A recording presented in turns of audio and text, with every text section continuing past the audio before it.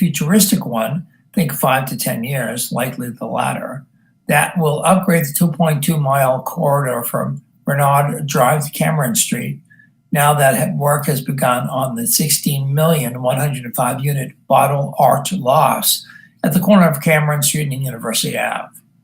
It's a project that began under former Lafayette Parish Mayor President Joe Robideau and was the recipient of the federal $10 million build grant in September to finish the project's final 2 phases.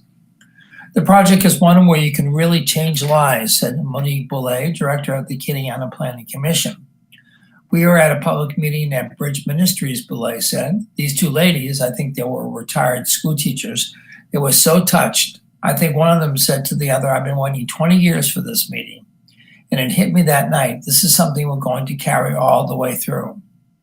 Monroe native Nelson Warner first landed in Lafayette in the 1960s when he enrolled at the University of Southwestern Louisiana. But Warner, along with his thick North Louisiana accent, has never left, with much of that time along University Ave as part of the all-denominational Bridge Ministry of Acadiana. The organization was founded in 2003 as part of an effort to address the generational poverty in the area. It opened Bridge Community Christian School 3 years ago. That stretch of road was the main corridor into town just north of the historic Four Corners location at the Cameron Street intersection. Now, though, more than half of the properties there are owned by outsiders, he noted, and the neighborhood has lost its ownership. It's gone through a lot of changes and not necessarily for the good, Warner said. There's so much history there. A lot of properties have changed hands since 2000. The real estate market is subsidized by Section 8 housing. This creates a false real estate market. Prices are not based on the value of the house, but the cash flow of the house. The data from Lafayette Consolidated Government, or LCG's Development and Planning Department, paints a gloomy picture.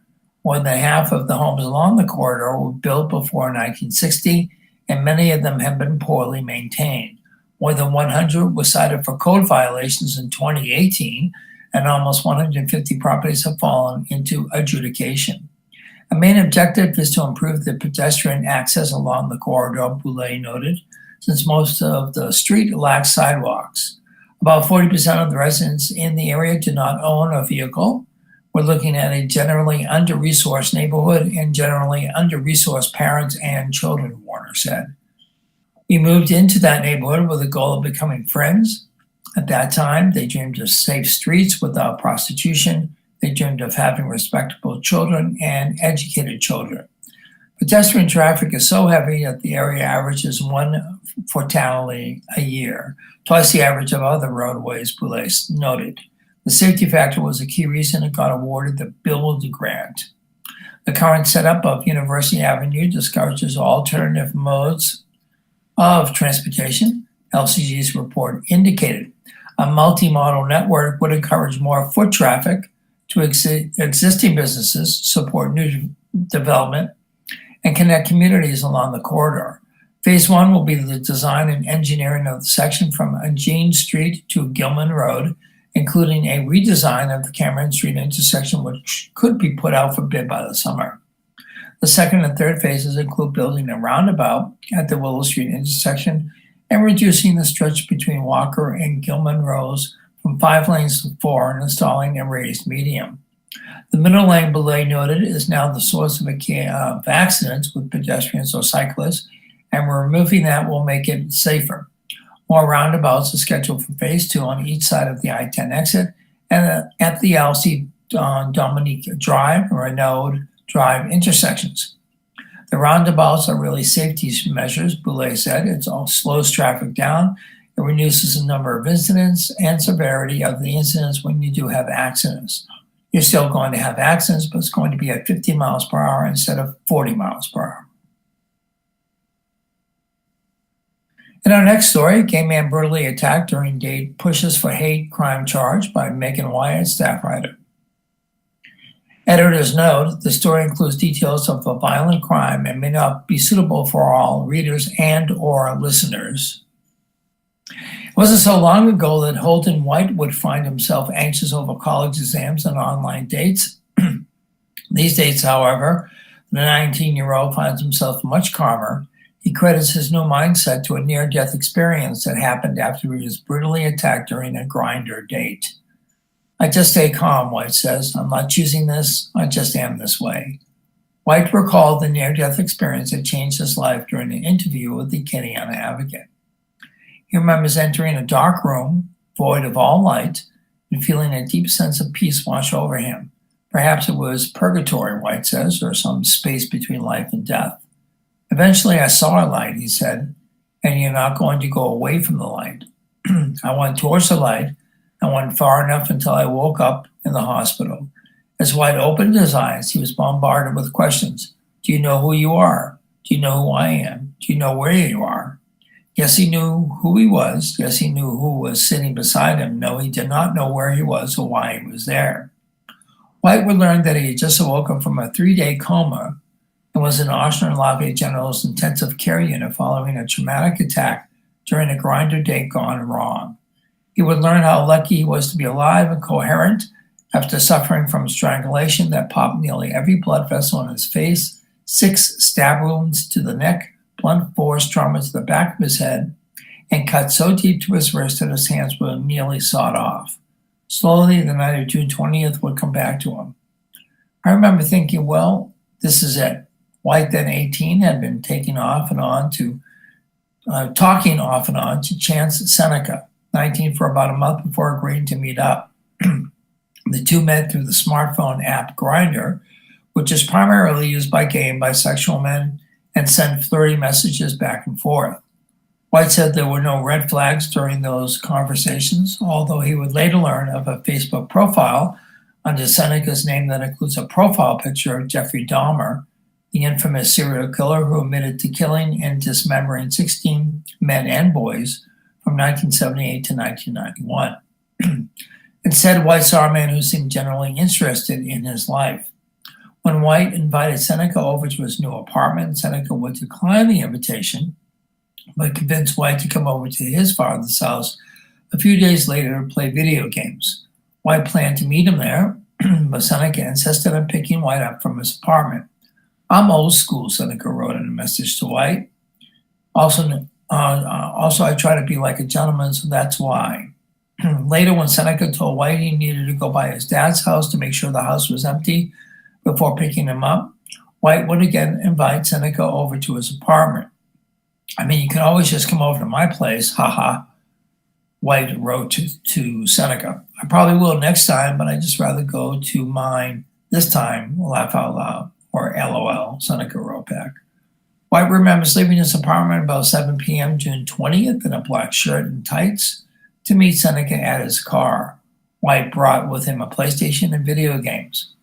White remembers arriving at a very, very nice house and noticing towers of Xbox games and a guitar in Seneca's messy room. White remembers the conversation feeling a bit awkward. The rest of the night is less linear in White's memory. The next thing White vividly remembers is reaching into his bag and feeling a cord wrap around his throat and pull him backward. White remembers fighting back but being unable to overcome Seneca before blacking out. "When I wake up, I am in this bathtub naked. The water is running and it's cold. He is in the process of doing my left wrist. He was slicing it like this," White said, motioning horizontally across his wrist. "It was very, very hard. It was to the point that it was basically trying to cut off my hands." White said he has partial memories of Seneca doing the same to his right wrist and also stabbing him in the neck in the bathtub. The neck was more like the torturing stage. "He sliced here," White said, pointing to a scar on his neck. "I want to say he was trying to go for the carotid artery, but he missed. He would take the tip of the knife and he was twisting it into my throat each time, but there was 1, 2, 3, 4, 5, 6, White continued, pointing to each faded scar. "You can't really see them because they're healed very good." White said he faded in and out of consciousness in the bathtub. White remembers waking at one point and feeling cold, looking down to see a bathtub filled with blood-seeped water, and looking up to see Seneca staring down at him. He was just staring at me with a fearful look in his face, like, "I just did this. Look," White said. "I was lying in the bathtub, naked, bleeding out, the water red and cold, and I remember thinking, well, this is it. The last words I said to myself was just stay calm over and over in my head. I was just repeating to myself to stay calm. The next thing he remembers is a peaceful, pitch black space where he would eventually follow the light that led him back to consciousness in a hospital bed. He chose to do something to someone who's gay and proud about his sexuality. White would spend nearly a month in the hospital, first in Ochsner Lafayette General's intensive care unit, and later in regular and rehabilitation rooms. He went home just before his 19th birthday. The traumatic memories would come back slowly as White recovered from surgeries and went through physical and occupational therapies to relearn how to use his hands. Some of the blanks would be filled in by law enforcement.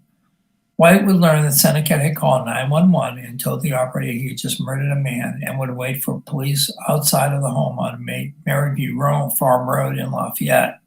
Seneca would be arrested and booked with attempted second-degree murder as first responders worked to save White's life. Seneca remains jailed with a $250,000 bail. In November, Seneca entered a not guilty plea in the 15th Judicial District Court. His next court appearance is scheduled for March 3rd for a pretrial hearing.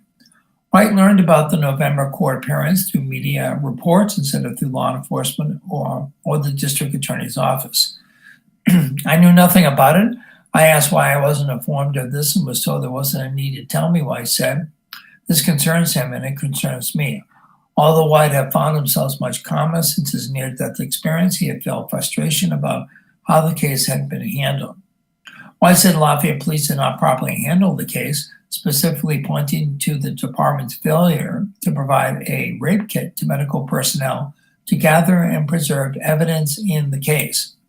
White said he still does not know whether he's suffered sexual assault on top of his other injuries. Sergeant Wayne Griffin, spokesperson for the Lafayette Police Department, was unable to comment on the situation or the agency's protocol for rape kit usage.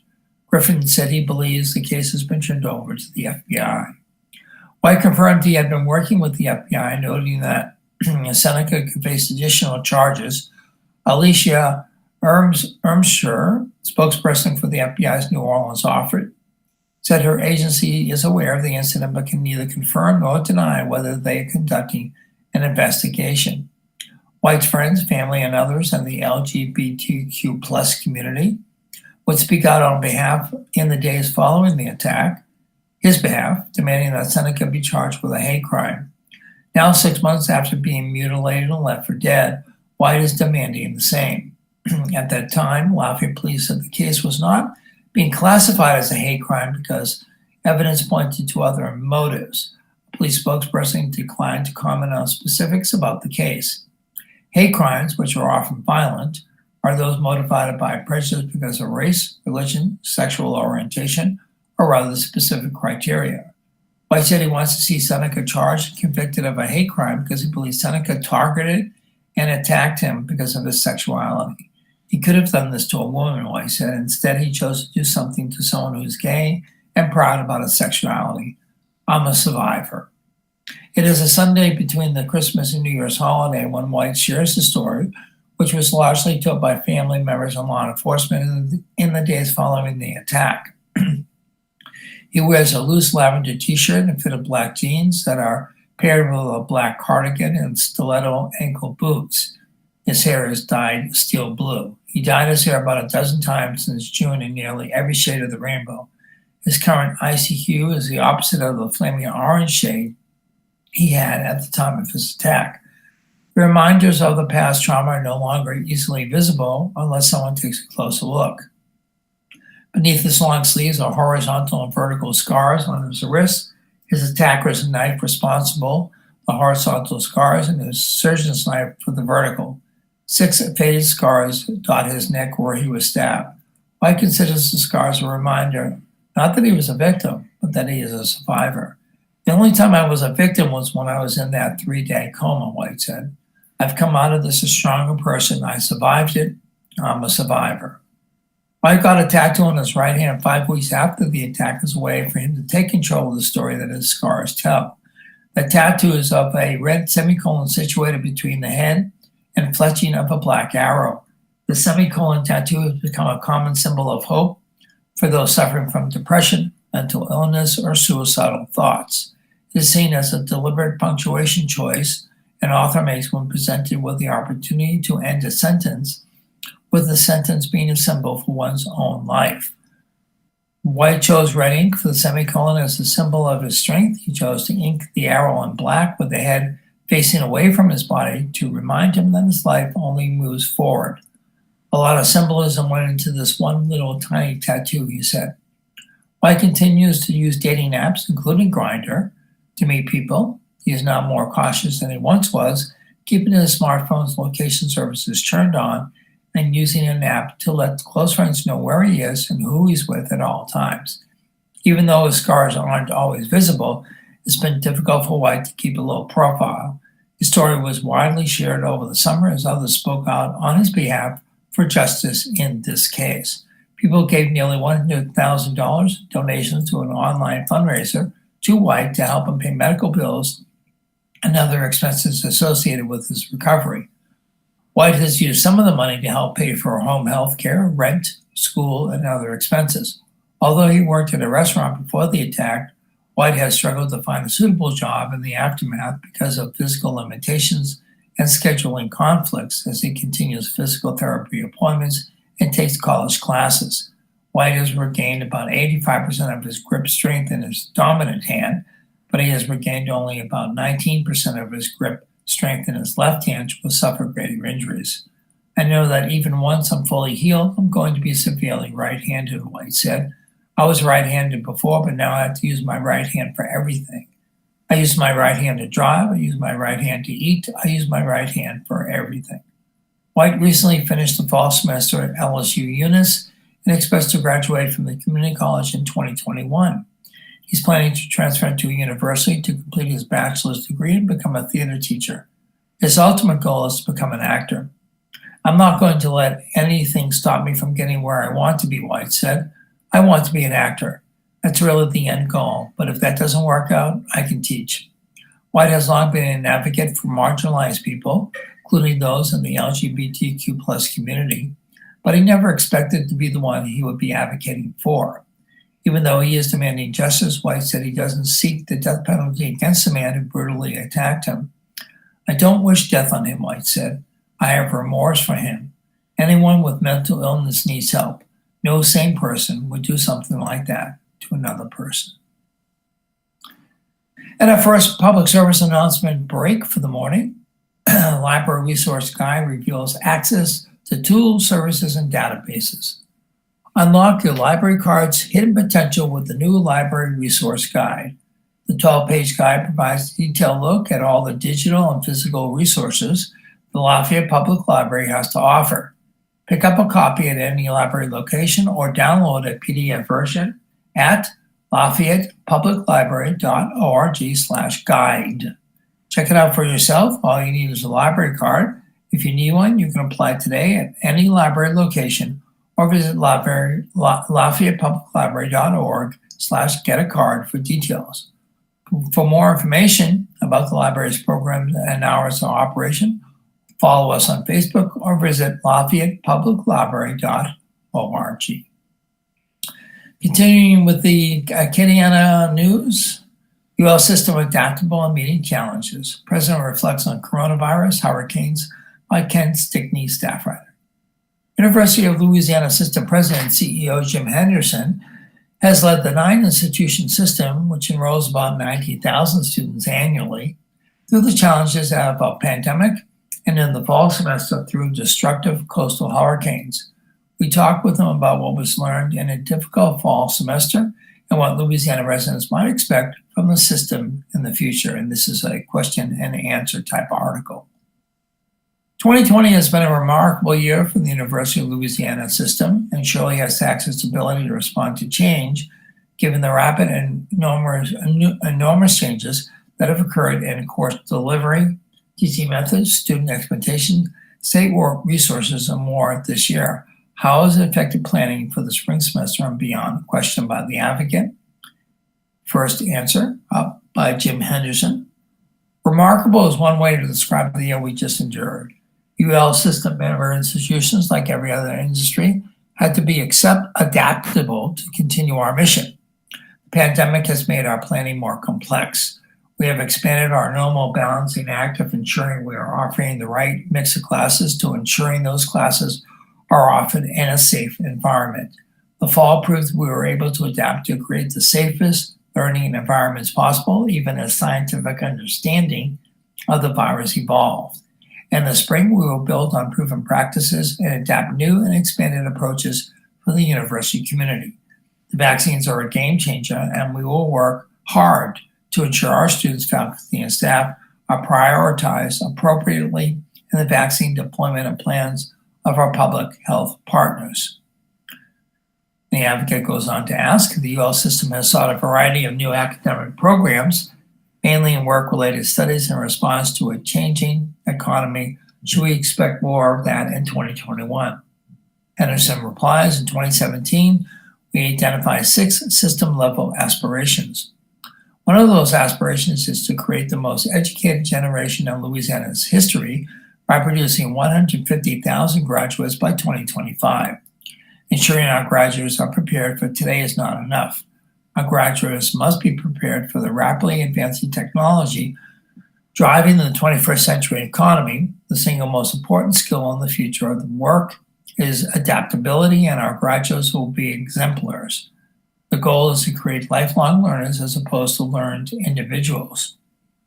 These learners will be positioned to take advantage of new undergraduate certificates and post-bachelor's certificates that develop specific skills students are seeking and the economy is demanding. I expect we will see even more programs like this in the coming years. Question by the advocate, hybrid courses are universal now because of the pandemic. Once the threat of COVID-19 lifts, will they remain and become a staple in course delivery, or were they just a necessary evil? And Henderson replied, before the pandemic, we offered a significant number of hybrid and online courses, but that volume has vastly increased in response to COVID-19. Our faculty, especially those without expansive online teaching experience, spent hours upon hours training and collaborating to ensure they could teach online effectively. This was a Herculean task, and I remain in awe of their dedication to our students. Okay, I'm going to take a break now, go to our Day in History by the Associated Press. Today is Monday, January 4th. It's the 4th day of 2021. There are 361 days left in the year. Potentially 361 shopping days left in the year. Today's highlight in history, on January 4th, 1965, President Lyndon B. Johnson delivered his State of the Union address in which he outlined the goals of his quote-unquote Great Society. On this date in 1821, the first native-born American saint, Elizabeth Ann Seton, died in Emmitsburg, Maryland. 1904, the U.S. Supreme Court in Gonzalez versus Williams ruled that Puerto Ricans could enter the United States freely. However, the court stopped short of declaring them citizens. Puerto Ricans received U.S. citizenship in March of 1917. Also, on this date in 1935, President Franklin D. Roosevelt, in his State of the Union address, called for legislation to provide assistance for the jobless, elderly, impoverished children, and the handicapped. 1944, Ralph Bunche became the first African-American officer of the State Department as he was appointed to a post in Near East and African section. In 1964, Pope Paul VI began a visit to the Holy Land, the first papal pilgrimage of its kind in 1974. Also on this day in 1974, President Richard Nixon refused to hand over tape recordings and documents subpoenaed by the Senate Watergate Committee. And also on this day in 1987, 16 people were killed when an Amtrak train bound from Washington, D.C. to Boston collided with Conrail locomotives that had crossed into its path from a sidetrack in Chase, Maryland. In 1999, Europe's new currency, the euro, got off to a strong start on its first trading day, rising against the dollar on world currency markets.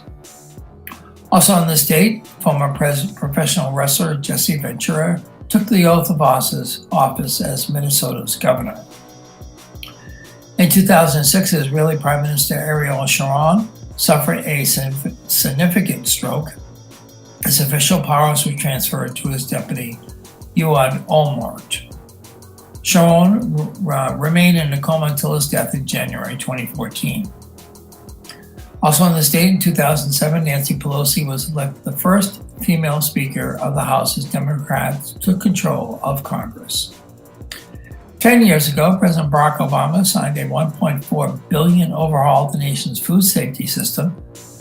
Also in the state 10 years ago, the Navy fired the commander of the USS Enterprise, Captain Owen Arners, more than 3 years after he had made lewd videos to boost morale for his crew.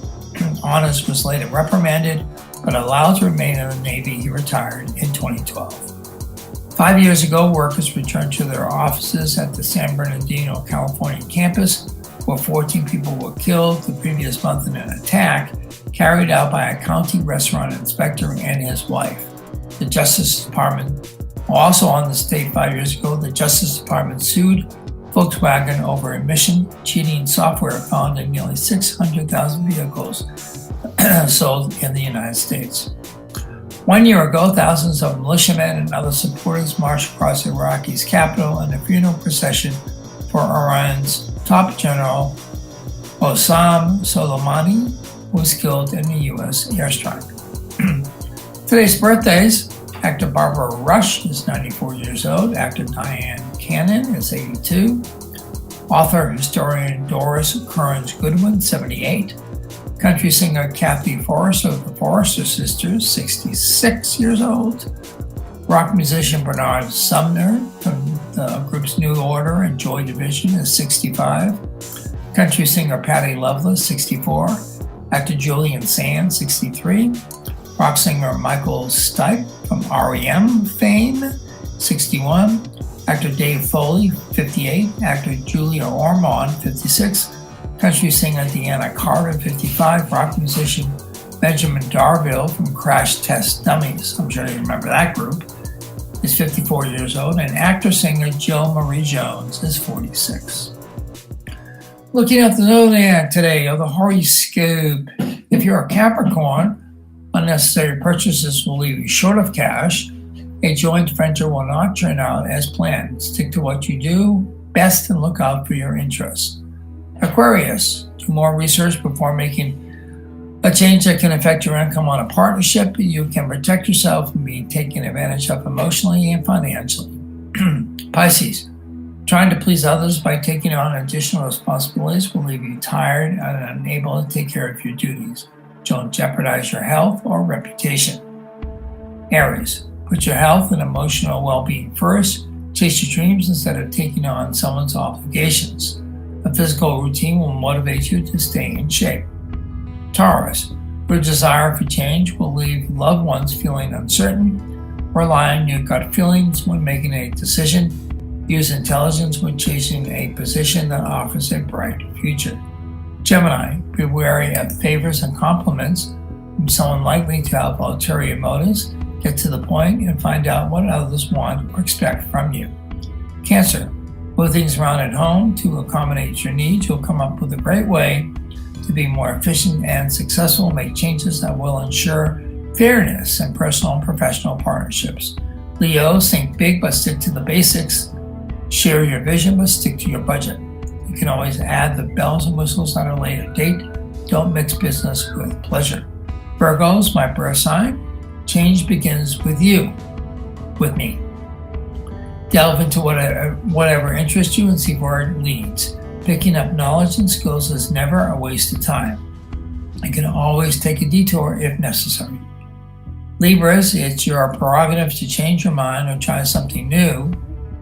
Do your best, forge ahead, and pursue your dreams. Don't worry about what other people say. It's your life. Scorpio, slow down, observe what's going on around you, and consider how best to use the situation to get ahead. Don't feel that you must take a change just because someone else does. And finally, Sagittarius, you've got more options than you think. Refuse to let anyone interfere with your plans. Be willing to do the work yourself. Don't jeopardize your health. And as always, folks, a horoscope is an entertainment feature not based on scientific fact. Okay, I'm going to add a little bit something. Hopefully it won't ruin our time frame too much. This is from the Rolling Stone. Had just put out an article about musicians that we lost in 2020. So I'm just going to read a couple of them that passed away in 2020. First one off is Little Richard, who you know as the founding father of rock, who broke musical barriers, dead at 87. He was a pianist, a singer, and behind such tunes as Tutti Frutti, Good Golly Miss Molly, and Long Tall Sally. And he set the template that a generation of musicians would later follow. Also, John Prine passed away this year. John Prine, last year, one of America's greatest songwriters, died at age of 73. A Grammy-winning singer who combined a literary genius with a common touch succumbs to coronavirus complications. Also, as you well know, Eddie Van Halen, Hall of Famer who revolutionized the guitar, died at 65 years of age. My father lost his long and arduous battle with cancer this morning. Wolfgang Van Halen wrote, "My heart is broken, and I don't think I'll ever fully recover from this loss." Also, Helen Reddy, I Am Woman singer and artist, died at the age of 78. The singer earned a Grammy and a star on the Hollywood Walk of Fame. And finally, Adam Schlesinger, Fountain of Wayne's Adam Schlesinger, dead at age 52 from coronavirus. He was a musician. He composed extensively for film and TV, including The Thing That You Do and Crazy Ex-Girlfriend. And there's 80 of these, so I will take about 4 or 5 every morning, just to let you know the musicians that left us in the year of 2020. Going back to the news, looking at state news, weathering the recovery, Louisiana residents struggle months after storms, by Gerald Hebert, Associated Press, out of Lake Charles. Well after Hurricanes Laura and Delta ravaged southwest Louisiana, the state and its people are still far from recovered, with many living in tents and cooking their meals over open fires while they slowly work to rebuild their destroyed homes. Ricky and Kristen Trahan are among those still struggling, months after Hurricane Laura roared through the region as a Category 4 storm in August, followed by Category 2 Hurricane Delta in October.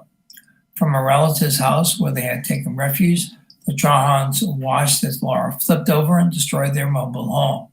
When they returned, any possessions that hadn't been looted were strewn about their property. Since then, they have been living as a family in tents, only recently acquiring a camper for their son, Ricky Jr., his fiancée, Caitlin Smith, and their 1-year-old boy. Our propane water heater has allowed them to take hot showers. The Trahans have received used clothing, occasional meals, and other help from volunteers, but they still confront daily challenges. A recent cold front with strong winds and rain knocked out their gas generator, while extension cords plugged into a power strip line in the wet mud had to be covered with plastic to prevent them from the elements. Volunteers had given them a Christmas tree and lights to help them celebrate the holiday, but the rough weather forced them to stow the gifts in a storage tent. Eventually, the Trahans expect to receive a trailer from FEMA, the Federal Emergency Management Agency, but they don't believe it will arrive for some time. In the meantime, they do their best to survive in the cold, often rainy nights, improvising as they go along to survive in the rubble that was once their home. Next story, LSU energy contract spurs complaints and pressure by Andrew Gallo, Mark Ballard, and Sam Carlin, staff writers. After a tumultuous year on LSU's campus, an effort to modernize the energy systems that the university pays $32 million a year to power has become mired in controversy, with the LSU Board of Supervisors repeatedly postponing votes over which company should land the lucrative contract. It's been a rocky process from the start, one that has grown increasingly intense as the board has punted on 2 votes over the deal that it had planned to schedule before the end of the year. Neither ever became firm enough to be listed on a public meeting agenda. An early irregularity that helped slow the current turmoil happened months ago when the Board of Supervisors voted against a recommendation of its staff, which had proposed a wide-open public bid process to get the best deal to heat and cool LSU's campus. Said the board chose to negotiate directly with two companies with ties to LSU, one a joint venture involving the wealthy Baton Rouge businessman Jim Benhard, the other a Canadian company that already provides energy services for the LSU Health Science Center in New Orleans.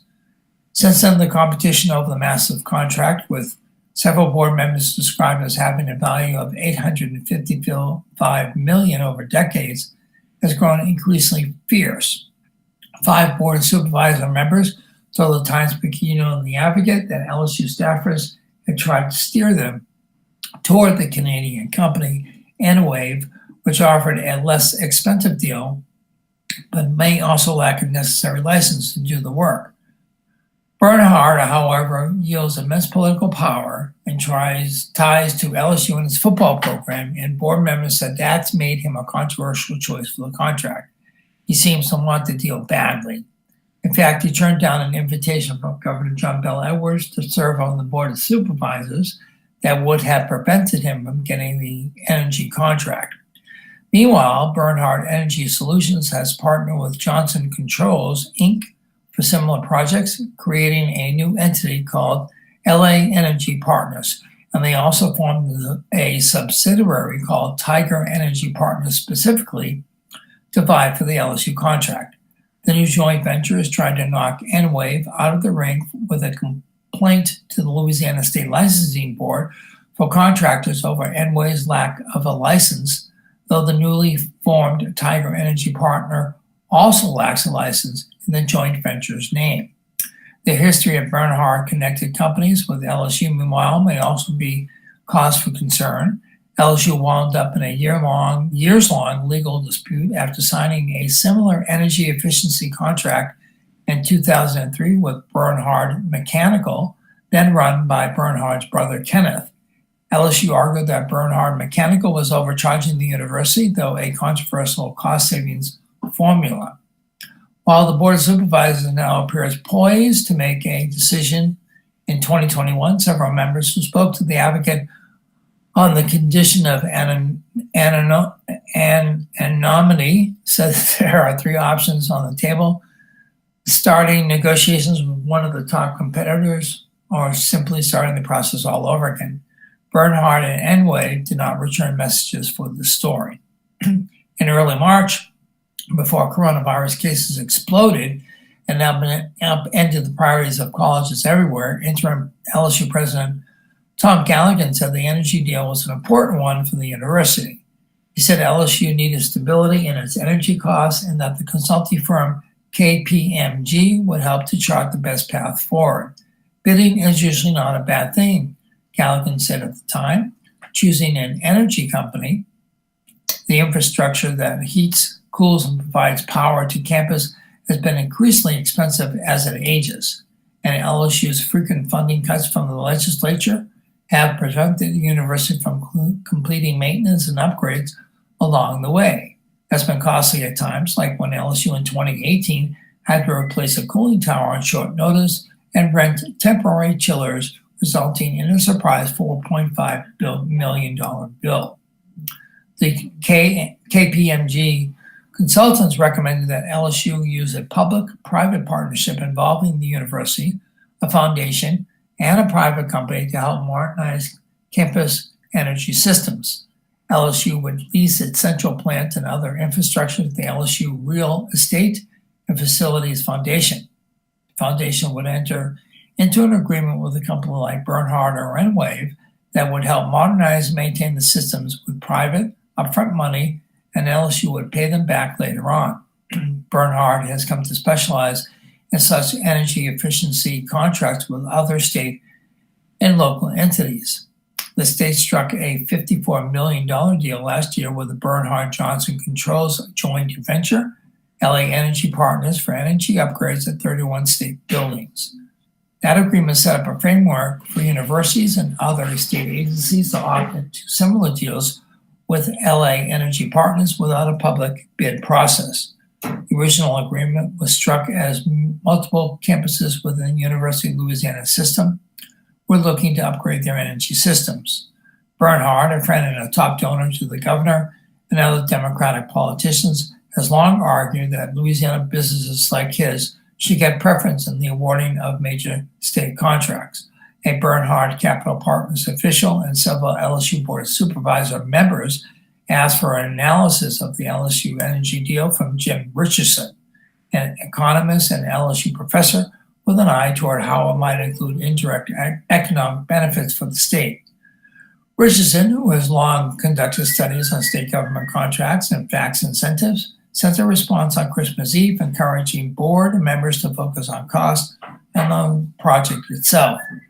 Any project on the LSU campus will have some indirect economic impacts, some good such as employment opportunities and some bad such as additional expense for LSU students and their families. But in focusing on the choice, the focus should be on the project, Richardson wrote.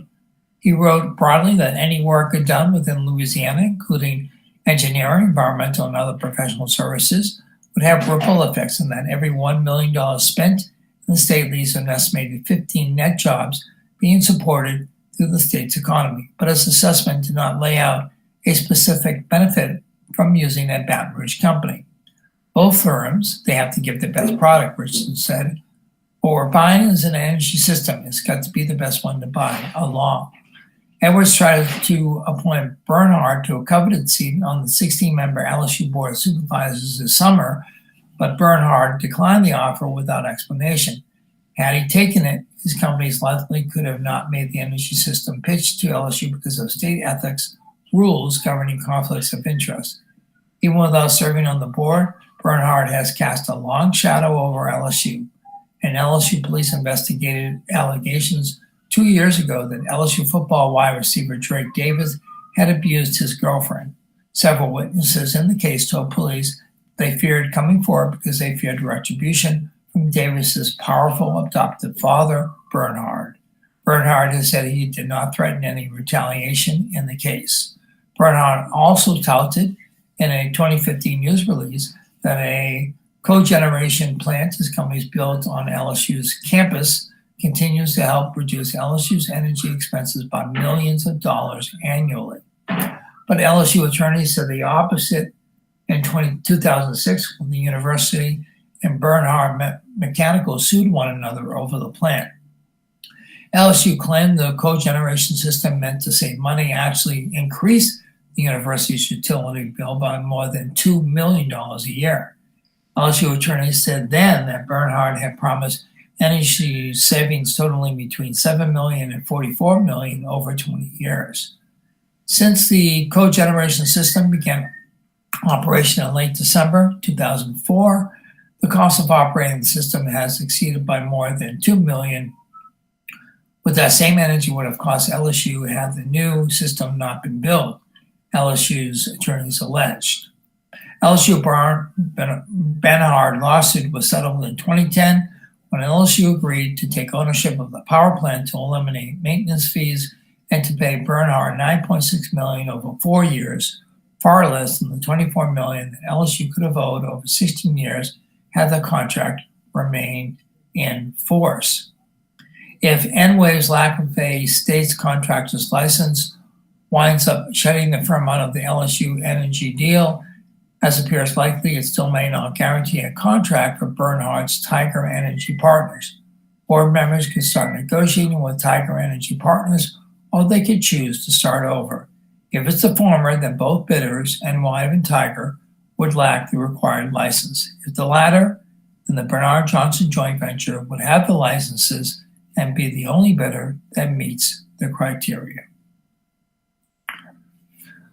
Okay, let's see what we have left here. We have a national news story about vaccinations. And let's see if we can get back to that and go on to the next story. Or we'll take our PSA break and then see if we can get into sports. Library databases. As a service to the patrons, the Lafayette Public Library subscribes to a large selection of online databases that contain information on a wide variety of subjects. These databases provide access to genealogy resources, automotive repair help, business information, virtual magazines, interactive children's books, and newspaper articles. There are also virtual services for learning tutorials, homework help, test-taking practice and tips, and language learning tools, as well as career and job-seeking resources. Most of these databases can be found online at LafayettePublicLibrary.org/free stuff. Check it out for yourself. All you need is a library card. If you need one, you can apply today at any library location or visit LafayettePublicLibrary.org/get-a-card for details, or go to any one of their branches. For more information about the library's programs and hours of operation, follow them on Facebook or visit LafayettePublicLibrary.org. Okay, looking at the sports news this morning. Seed planted. New Orleans 5 picks help lock the number 2 seed. Sweep of NFC South by Amy Just, staff writer.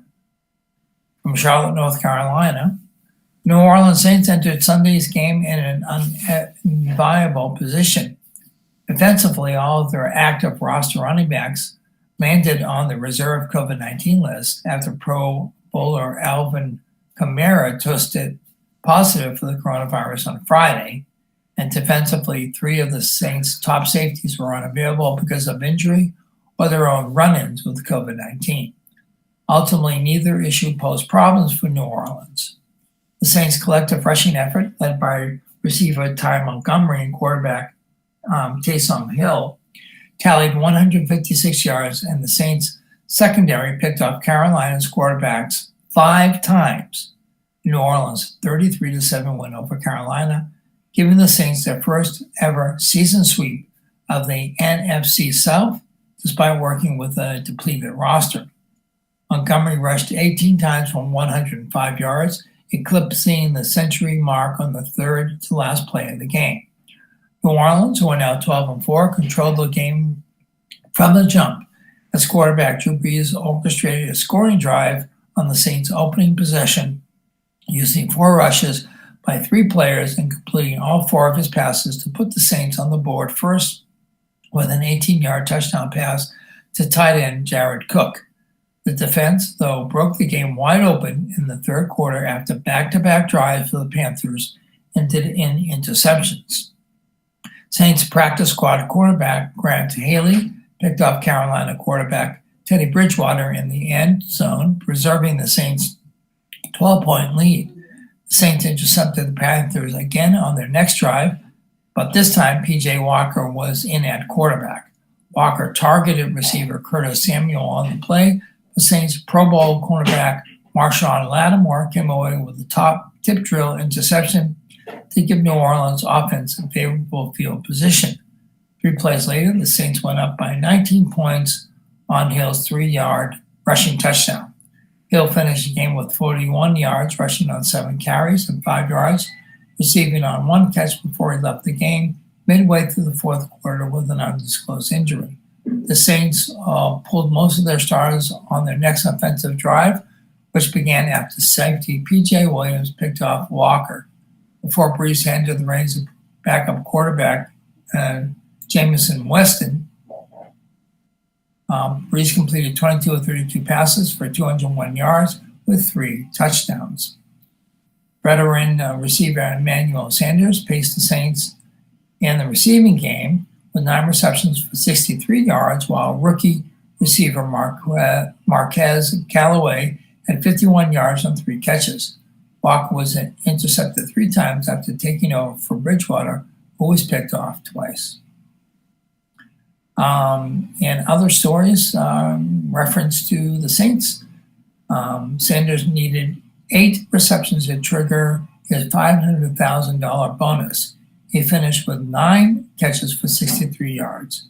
Saints safety Malcolm Jenkins needed to play on at least 80% of the team snaps over the course of the season to earn a $500,000 incentive. He's gone above and beyond that, playing 100% of these snaps in 12 games and on more than 80% in the other 3 games. The Saints' 7th round draft pick in the 2020 NFL draft was quarterback Tommy Stevens, who was with New Orleans for several weeks into the season on the practice squad as a tight end before the Saints released him. The Panthers picked him up after the Saints waived him on Sunday. Stevens had 4 carries for 24 yards. And in an injury update, Hill left the game midway through the 4th quarter with an undisclosed injury. He did not return to the game, walking to the locker room after being evaluated.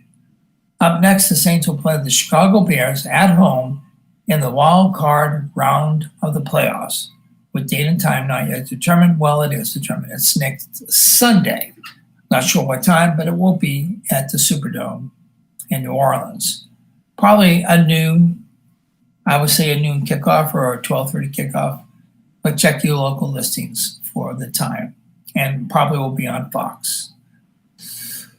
The funerals today in the Kenneana area: Betty Broussard and Martin and Castillo's La Flor de Lis Chapel at noon.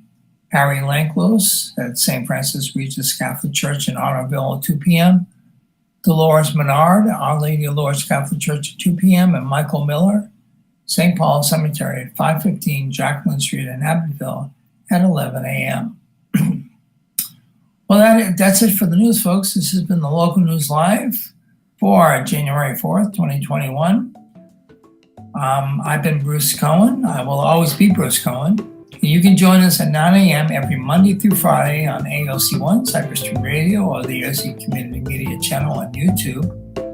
Or if you want to become a newspaper reader volunteer, go to our website, AOC Inc., that's AOCINC.org. Bring down the volunteer tab and go to specifically the newspaper volunteer form. Fill out the form, and Miss Mandy or Mr. Matt will be in touch with you and set you all up. And we've been doing this from our home studios for the past 10 months now, until we can get back into the AOC podcast booth. This is how we'll be doing things. So if you want to become part of the newspaper reading volunteer family, we would surely appreciate you joining us. You can read stories and more at theadvocate.com. You can check us out at Cypress Street Radio or the AOC or our YouTube station at AOC Community Media as well. And we appreciate you listening in. And as I always say, be safe, be smart, be healthy, and be smart. Just be smart out there. This virus is now a ton of variants of the mutation are popping up here and there. We have some cases in the States. So just please be careful. Wear your mask, do all your protocols like I've been saying every time, and just take care of yourself. As always, be kind to each other. Have a safe and wonderful day, and we'll see you on the flip-flop.